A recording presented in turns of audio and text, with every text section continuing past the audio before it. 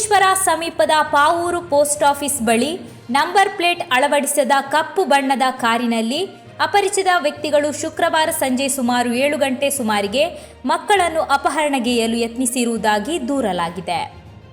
ಪಾವೂರು ನಿವಾಸಿ ಅಬುಬಕರ್ ಅವರ 12 ವರ್ಷದ ಪುತ್ರ ಸೌಕತ್ ಆಲಿ ಶುಕ್ರವಾರ ಸಂಜೆ 7 ಗಂಟೆ ಸುಮಾರಿಗೆ ಮನೆ ಭಾಗದಿಂದ ಅಂಗಡಿಗೆ ಸಾಮಗ್ರಿ ಖರೀದಿಸಲೆಂದು ತೆರಳಿದಾಗ ಪಾವೂರು ಪೋಸ್ಟ್ ಆಫೀಸ್ ಕಚೇರಿ ಪರಿಸರದಲ್ಲಿ ನಂಬರ್ ಪ್ಲೇಟ್ ಅಳವಡಿಸದ ಕಪ್ಪು ಕಾರೊಂದರಲ್ಲಿದ್ದ ಅಪರಿಚಿತ ವ್ಯಕ್ತಿಗಳು ಸೌಕತ್ ಆಲಿ ಹಾಗೂ ಜೊತೆಯಾಗಿದ್ದವನಿಗೆ ಬ್ರೆಡ್ ಸ್ಯಾಂಡ್ವಿಚ್ ತೋರಿಸಿ ಆತನ ಗಮನ ಸೆಳೆಯಲು ಪ್ರಯತ್ನಿಸಿರುವುದಾಗಿ ದೂರಲಾಗಿದೆ.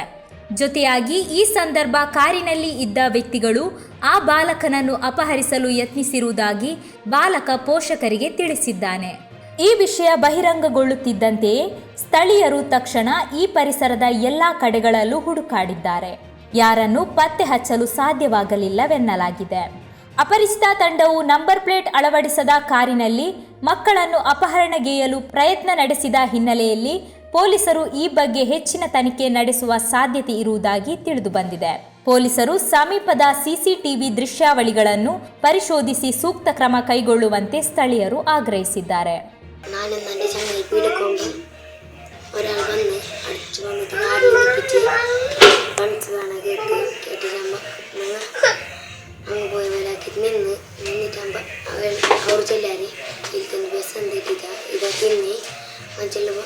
ನಾನು കുറച്ചപ്പുറം പോയിട്ട് അവന് വിളിച്ച അതിൽ ബസ് ഇട്ടിന് വേണ്ട പാപ്പായി അവർ സീത പോയാൽ